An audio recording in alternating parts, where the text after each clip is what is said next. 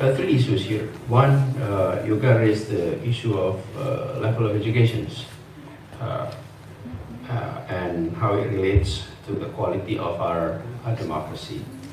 And when you're quoting Roosevelt on that. Now, you talk about the incident in late August and compare it to the movement in 1998. And then Salma talk about food, the industry, governance, and all that aspect. Let me first address on the issue of education. When we talk about level of education in terms of level of years of schooling, yes, we're low in terms of years of schooling. But in terms of engagement in public discussion, in convening a local election, even at the village level, I think Indonesians were quite experienced. We were educated well under New Order. We were trained to do election. We were not trained to do free election. We were trained to do election every 5 years under New Order. We were all educated to run an elections. That's why many new democracies failed, because they did not have the public who were prepared to run electoral process. Look at the Arab Springs. They had never experiencing elections. When they suddenly have democracy, they have given opportunity to run election. The public did not know how to run election. In Indonesia, we were educated. Of course, it was not free. There's only 3 political parties, okay? We did not need the result, the survey. We know the result before the election, right? But you're organizing an elections at a massive rate. More than 900,000 stations across Indonesia, 900,000. And election is done within 5 hours. And everyone lining up, everyone is organizing. That was massive, impressive. So if you look at it from level of educations, yes, majority of our populations were not highly educated, but they were educated on how you run electoral process. Now we need to educate on the quality of the election. Okay? On the management of the election, we passed the test. You can compare Indonesia in one of the most complex electoral process, and it runs smoothly. 5 years ago, there was a few hundreds of people pass away. Okay, there's a lot of questions on that. But look at last election. And we ran election 1971, 77, 82, 87, 92, 97, 99. So 6 elections under New Order. That was like a training, I would say. Training to be part of the order. So when we finally have free elections, the public is ready. Eastern Europe, when they experience first election, often chaotic. Look at Latin America, often chaotic. The Middle East, often chaotic. In Indonesia, it was not chaotic. 1999 election ran smoothly. 2004 ran smoothly. So, Yoga, our agenda now, as I mentioned earlier, is the quality. Imagine if we were not educated. Perhaps we can only have 1 free election and that would be it, because people were not satisfied with the result. People were protesting the result and chaos everywhere, and we will not survive. So don't underestimate that. That's why I said there's a positive aspect which is half full, but there is a half empty here. And that's the transactional aspect, the monetizations of vote, and that is still a big issue. So I would say we have the foundation, but we have a homework to do. What's the role? Let's ensure, all of us, and including when we run for campaign, we run on voluntarism basis, and we'd like to see that voluntarism back to dominate electoral process, back to dominate the political process. So everyone who's involved is all volunteers. Is it hard? Yes, it's hard. But you know, it was a struggle that we don't intend that everything will be achieved at one electoral process. Given that effort, at least in our experience, with all volunteers involved, we achieved 25% of the vote. There's no buying there. There's no transaction there. And we get 25%. And if we get only 5%, we could be very pessimistic. Okay? But if we can get 25% with all volunteers, I will look at it as this is a great beginning. Let's continue. About 25% is 40 million, right? How many times population of Netherlands here? It's a large number. We're talking big number. So let's start with this and enlarge. Yes, we have to address the other 120 million, which is a big homework. But if we continue that effort, and I'm grateful that on the one hand, this closed loop media connection like WhatsApp group is one of the channel in which we spread our messages compared to open social media. Because in open social media, you're confronted with hawks and everything, but you're looking at the closed loop. You are seeing this as one of the way to reach. So continue to educate on the importance of improving quality of our democracy. Do not sell your vote, and if you are threatened, report the threat, and collectively, actively challenging the threat. So those are homework that we have to do. And I must also share that lifespan of our democratic process is much longer than the lifespan of a human life. And therefore, let's look at it in a longer term as well. Gitu ya, Ayu. On the incident in August, I did not want to say it's a movement. It was just an incident. It was just an incident, and it created riots, but localized riot. But there was no movement then, and there is no movement. So I did not want to compare it to 98. It was a built-up process. There was a movement, anti-authoritarian regime, that was built years before 98. I was active in 92, 93, 96, 1990, was very actively protesting for authoritarian regime. We did not see an opening, but the fight continues. And in 98, in 97, there was a financial first is currency crisis. It translates into financial crisis. It translates into economic crisis. It translates into social crisis. It translates into political crisis. So, but it started with currency crisis. And the currency crisis started in July 97. So it takes almost a year of that. And during that process, all activists were seeing this crisis not at the beginning. If you look at the beginning, nobody talks about change of regime. Nobody yet. And even until March 98, the People's Assembly still re-elected President Suharto, right? March, it was re-elected. What does it mean? The power was still not yet there, right? But the struggle was seriously going on. So I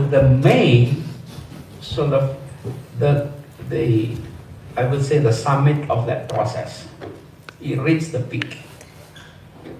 But there is a building up process. In August, there is no building up process. Yes, there is dissatisfaction about our freedom of speech. Yes, there is dissatisfaction about inequality, about jobs, about the economy. But it was still an expression of dissatisfaction. But not as a movement toward change of regime or anything like that. And I think it's too early. And even until today, we cannot compare it with 98. I think it was just simply a riot. when that incident happened on Thursday evening, it was a tragic loss of life. And then after that, anger everywhere. But I don't want to compare it to 98. Now, having said that, are we having a democratic situation where freedom of expression was as free as it used to be? No. But that's not only happening last year. It has happened in the past 7 years. In the past 7 years, we have seen a decline on that. Inequality before the law. Those who criticize government were being criminalized. And I've experienced that many, many times. And my colleagues have experienced that many, many times. We know it firsthand. So yes, we have that problem. But as I said earlier, sometimes we make 2 steps forward and then 1 step backward. But when we have this 1 step backward, don't lose your hope. Fight back and move forward again. So let's fight and let's continue the fight and don't give up. And send message of optimism from Wageningen to Jakarta, to Indonesia. Salma, I think you raised a very important point on that.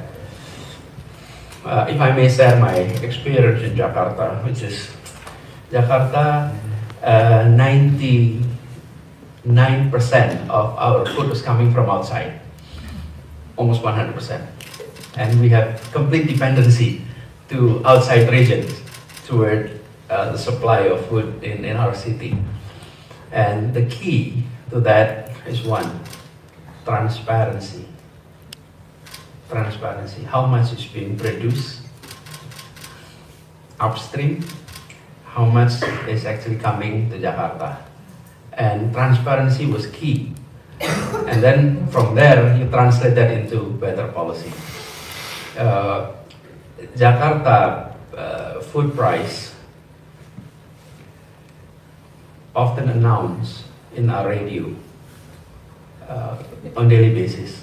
You look at the radio, it mentions about bawang merah, cabai keriting, curly. How is it cabai? Chili, the curly chili and all that. It's being announced regularly. And it's a price in Jakarta, right? And price in Pasar Kramat Jati. Let me give an example. So we reform how market operates, not by intervening to the market, but by creating symmetric information to all market players. Because transparency and symmetric information that would create efficiency in the market. Without symmetric information, inefficiency will happen. And those who live through brokerage, they survive because there is asymmetric information. So this is what we did. We had an application. You can download the application. It's called IPJ, Info Pangan Jakarta. Okay, these applications try to manage, not to control, to manage price in Jakarta by creating symmetric information. So, food coming in from the producing area, and they all come to the big, the wholesaler market, it is Kramat Jati. From Kramat Jati, it goes to smaller market, traditional market. Give you example, Taman Pasar Cipete. And then in Taman Cipete, this is very tough to translate. Pedagang sayur keliling, apa itu pedagang sayur keliling? The street vendors that goes to the kampung, they buy the food from the Pasar Cipete, and then they go to the neighborhood and they sell warung or warung keliling, okay? And families will be buying from them, right? So that is the chain. What happened was this: the price at the retail is much higher than the price at the Pasar Kramat Jati. So we then solved this by having Info Pangan Jakarta. So we let everybody access the price of a particular food in Kramajati. So if you are buying large number, you come to Pasar Cikampek, you see, for example, price per kilograms, let's say 25,000 rupiah, which is very expensive. And then you check here, and when you check Kramajati, it's only 15,000. And I said, I'm not buying from you, I'm going to Pasar Kramajati and buy at Pasar Kramajati. Okay? By having this transparency, then the market operate in a much efficient way. Yes, they make profits, they have margin, but they cannot have it excessively. So you create a well-informed players in the market. And when you create that, you don't have to regulate the market.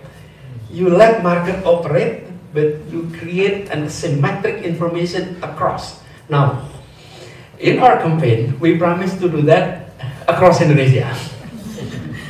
Okay, so that you know how much is red onion produced in Brebes, how much it costs in Brebes, how much it costs in your market, and if you know that, then margins can be reasonable. But if you don't know how much it costs in Brebes, then margin is often unreasonable, right? So transparency and symmetric information, that's key. And if that is done, I think we will have more efficient market in our country. Okay?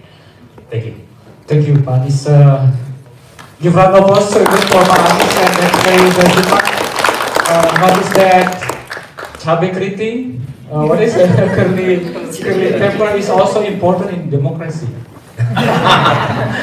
Okay, for our next batch or next sessions, we'll have a 3 question again. One is from here, out there, and down there. Yeah.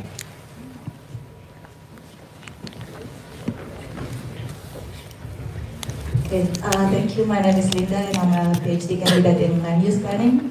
And I would like to say that I really love the idea that you mentioned inequality is a huge threat to democracy. And I really like the works that you do as a governor in Jakarta for the Kampung Aquarium. And I was wondering if you could share a little bit story on that, because I also supported that program when I was in Jakarta. And I would like to know whether you think we can scale that kind of projects, because it's still, until now, it's still like one of the great cases where the civic engagement, they can fight for like a huge regulations. And I think there's also a story from your side that would be nice to hear. Yeah, your name please? Linda. And if I may, beside your name, tell me what are you studying? What are you doing here? Now what are you doing? Land use planning, sir. Oh, land use planning. Yes. Okay, that's exactly the issue. Thank you, Pak Anies. My name is Dea. I am a PhD candidate in section economics here. What is that? In the economic and environmental history. Yeah, section economics. Environmental history. Economic and environmental history. Okay. Yeah. My research is about deforestation actually, and I am actually interested by your statement about the threat to democracy is including inequality, and I also want to point out about the inequality within between people within the same region, and also inequality across regions. And there is actually like a famous research about post-1998 we have more democracy and also more decentralization across Indonesia. But there is also research that the more jurisdiction also creates like more problems in terms of more illegal loggings, for example. And I actually want to ask you related to democracy, decentralization, and what do you think about how about this, and how actually democratization creates justice for the people, and environment from the point of view of coordination between central government and local district government, and how democracy can create equality across regions.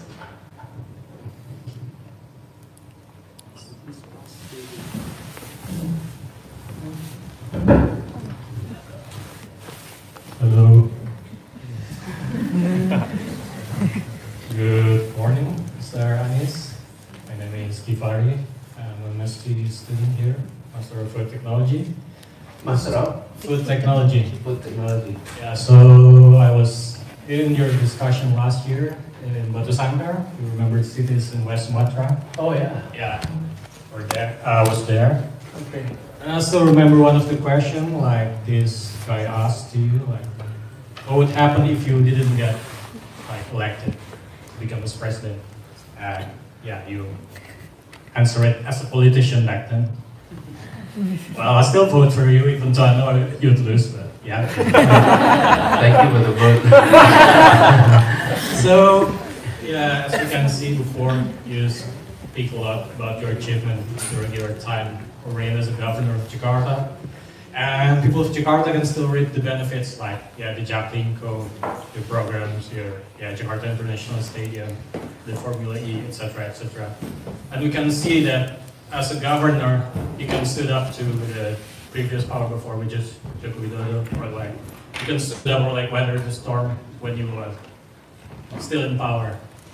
And just to give you some information, or like, I think you know already that of all 38 provinces, you only like won 2 provinces in the previous election, which is Aceh, Darussalam, and West Sumatra. Yeah, I mean, you even lost in your previous province, which is Jakarta. And yeah, I just want like to, not really a question, but just give you remarks, I guess, or like some kind of thought.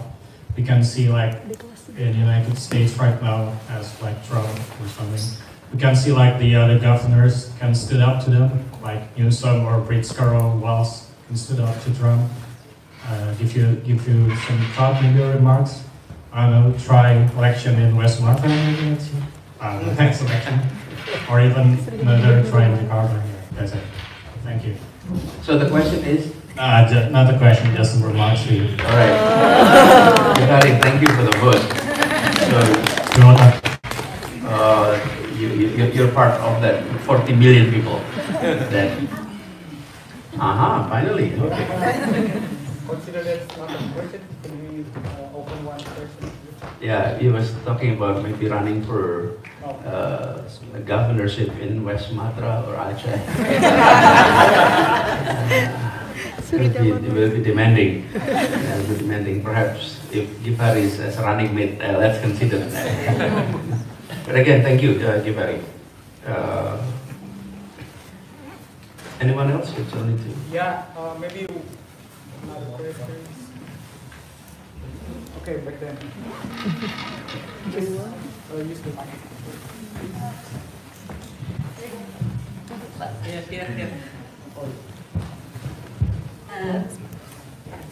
Sorry. Move forward. Thank you so much, Pak Anis. My name is Ida from West Nusa Tenggara. I'm a PhD student, first year in Oxford University, doing clinical medicine, focusing on vaccination. Oh, sorry, I'm coming here because my husband also studying at Oxford University. Maybe a bit of global context here, because I've seen Indonesia has just left Southeast Asia region this year, moved to Western Pacific, in a WHO website. Because I'm just thinking, what is the implication of the global research collaboration and also the funding in the future? And then what? I don't understand you. Sorry. I've seen in the WHO website, Indonesia has just left Southeast Asia region, moved to Western Pacific region. Maybe, this May, this year. In WHO? Yeah, in WHO website, I've seen Indonesia move How? from from Southeast Asia region to Western Pacific region. In that category? Yeah, yeah, Oh. and yeah. Yeah, I'm thinking, is that part of the learning process or movement? I'm not sure, maybe you have thought on that. What is the implication for a future research for Indonesia, funding as well, and then maybe you could give us advice for students, especially the international student, if we see that issue, especially about the research. Thank you. I'm sorry, maybe it's a bit out of the topic, but I've seen this issue just recently in May. Thank you. Yeah, Ida, I'm not aware of that, so I cannot give you a comprehensive and satisfying answer, perhaps. But Indonesia is still in Southeast Asia. We're not going anywhere. We're stuck there. We cannot go anywhere. North of Australia, south of Malaysia, and there's nothing we can do with that. However, when an organization rearrange their cluster, I think it's more of the internal management of WHO that may not have anything much to do with us here in Indonesia. So I really don't have much things to say about their decision, and I'm only worried just now when you mentioned about this issue. But I value highly of multilateral cooperation, and Indonesia definitely benefit a lot, and Indonesia needs to continue. And if I also may suggest to Indonesian students studying abroad, when you finish your schooling, look at these multilateral agencies as a place where you can serve, because it will definitely benefit Indonesia as well when we have individuals in the leadership position in multilateral organizations, and we need that. In Asia, we have seen nationals of Indians, Japan, or Singapore, the Philippines, who were pursuing careers on these multinational or multilateral agencies, and we need more of that. So, well, all of you who are studying abroad, do consider that, besides going home, obviously. But many of you already know the route to go home. If I may suggest, also look at the route to go to these multilateral agencies.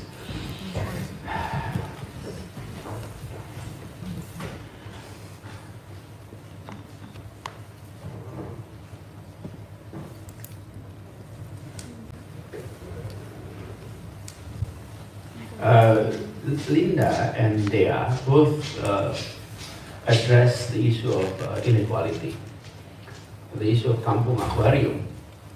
Kampung Aquarium, perhaps give you a little bit of background, is situated in the northern coastal of Jakarta. It is called aquarium because the Dutch in the 30s created an aquarium there. And that's why it's called aquarium. And there's a lab there, and the lab is for ocean studies, fisheries, and all of that. And it has a big aquarium. That's why it's called Kampung Aquarium, because there is no Betawi word for aquarium. So that's a translation, obviously. So it was located in northern coastal Jakarta. And then, obviously, there was a decision by government of Jakarta to do a land clearing of that area and remove the population from the neighborhood. So that was done before my tenure. So when I started my tenure in 2017, it's about a year after the eviction, we decided to rebuild the country and to return the populations back to the country. And we do that by, again, collaborative way. So, Linda, our approach is this. Yes, we have authority, we have fiscal power, right? But we don't pretend to have the knowledge, we don't pretend to have the creativity, and we don't pretend to know the day-to-day life of the people. So the two that we have need to collaborate with the three that we don't have. So we, from the beginning, we government invited relevant parties to get involved. So Kampung Aquarium was rebuilt as a form of collaboration. Government, local communities, with the people of Kampung Aquarium, experts from universities that have best practices of regulations, neighborhood regulations across cities in different places, and then activists of urban advocations.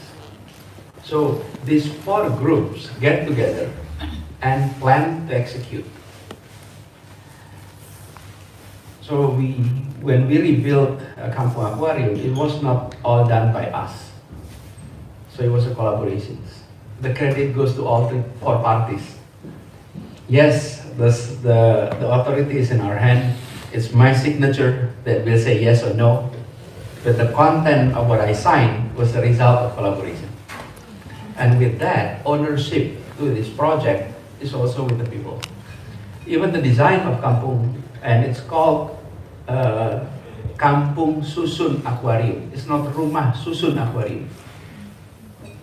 How do I say Rumah Susun in bahasa Inggris?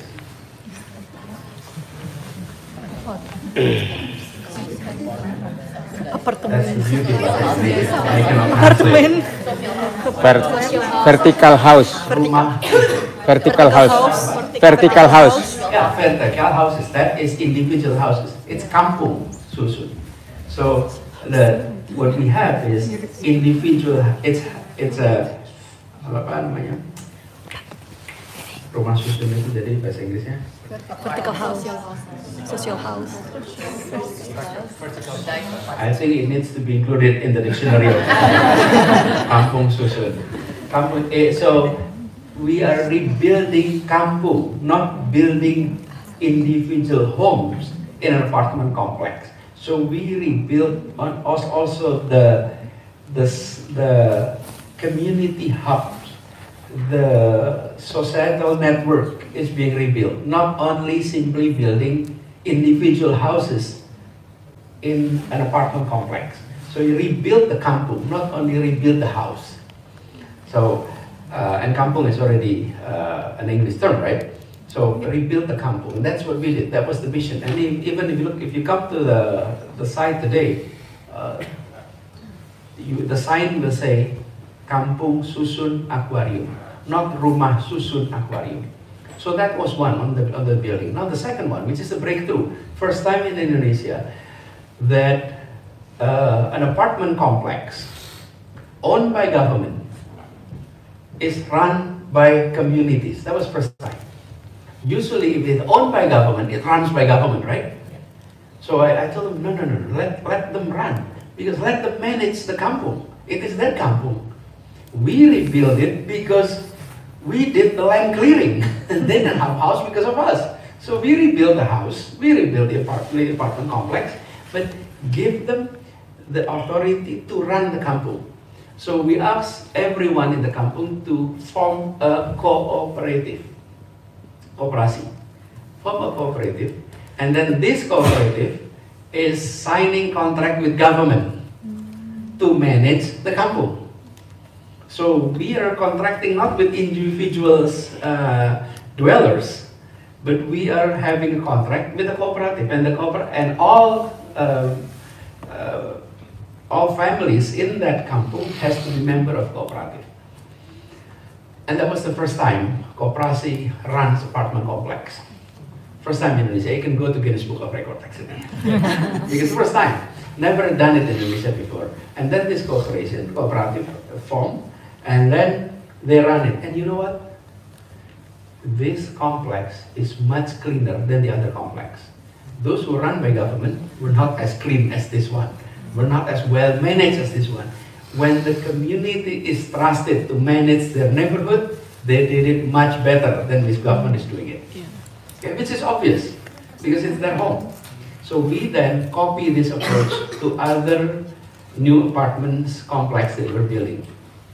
Bukit Duri, which is also a result of land eviction.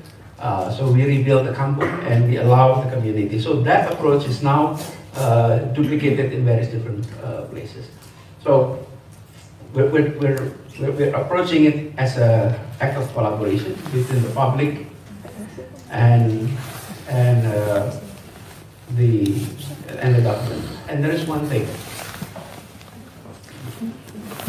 When you allow public participation as co-creator, they come up with ideas that we in government often overlook. Give you an example. The Bukit Duri was built up during the COVID pandemic. When it was built during the COVID pandemic, at that time everyone stays home because of the lockdown. And you know, when you live in the small apartments, the husband is there, the wife is there, the children is there, it's so crowded, right? It's so packed because it was not designed for 24 hours living together. It was designed to be an evening together. But daytime, they all were outside. But during COVID, everyone stays. So they come up with a new solution. They said, "Pak, can we raise the ceiling?" So the standard of government for building housing is, I think, the ceiling is 2.8 meters. They come up with proposal, can we make it 4.2 meters? The ceiling. Why? Because we would like to create mezzanine. So that we created space for bedrooms in the mezzanine and then living room in the ground floor for each unit. It's almost double the cost. It's almost double the cost because then you have to raise the ceiling. But you know, we went through the process and then we revised our standard and we allow innovation like that to be adopted. If it was not done in a collaborative way, we may never get that kind of breakthrough. So if you come to the Bukit Duri neighborhood, you will see the ceiling is much higher and it's much more convenient than any other housing project. Okay? I hope I answered your question with that. Now, how democracy can create equality across across region. It has to start as a policy from the top leadership. So when we have decentralization, it was a necessary. We had no choice. Why we had no choice? Let me give you an illustration.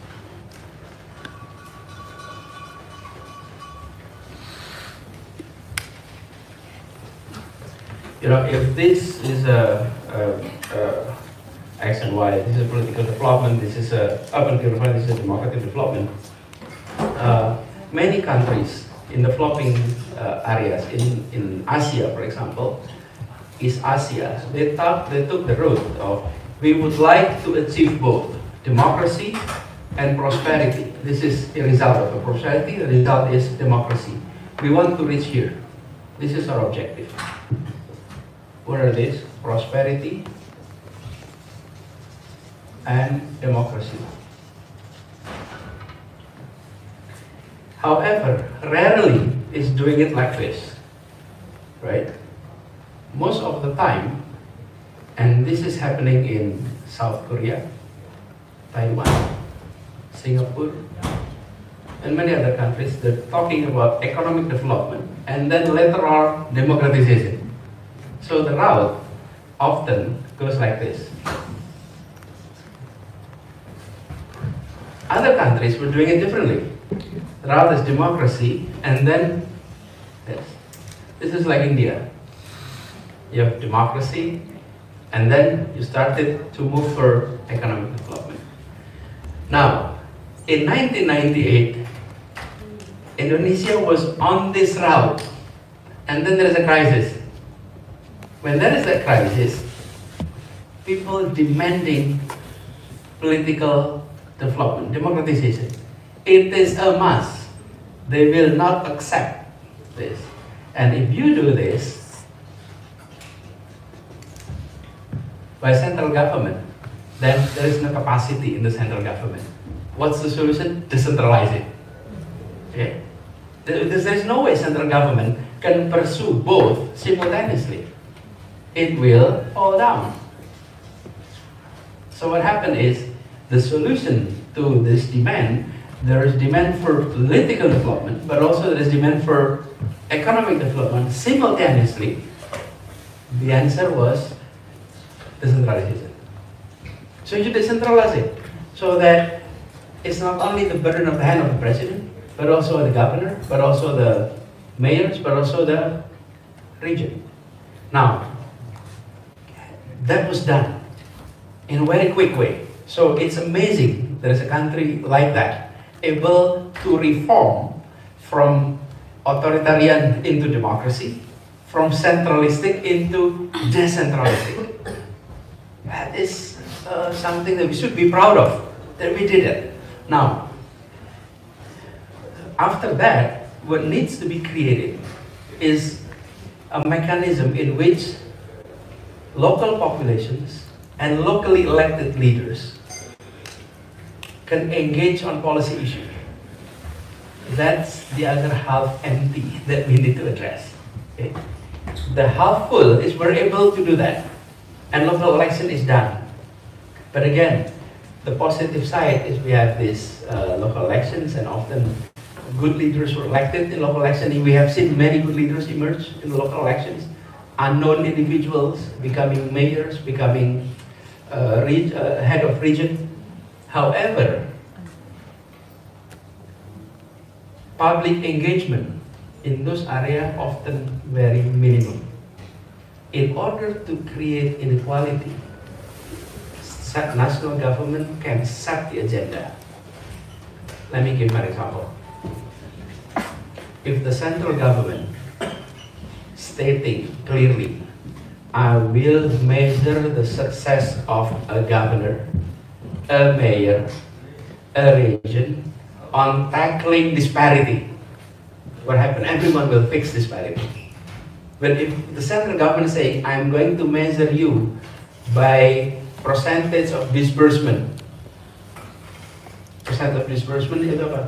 Pencairan anggaran. Then everybody's busy about pencairan anggaran, right? That's why the message from the central government needs to be that, and I'm going to assess every single governor, and it will then translate into this incentive of fiscal and fiscal incentive. If you tackle inequality, we will transfer more. We will give you more. So it creates that mechanism. And that is absent. That is the real absence.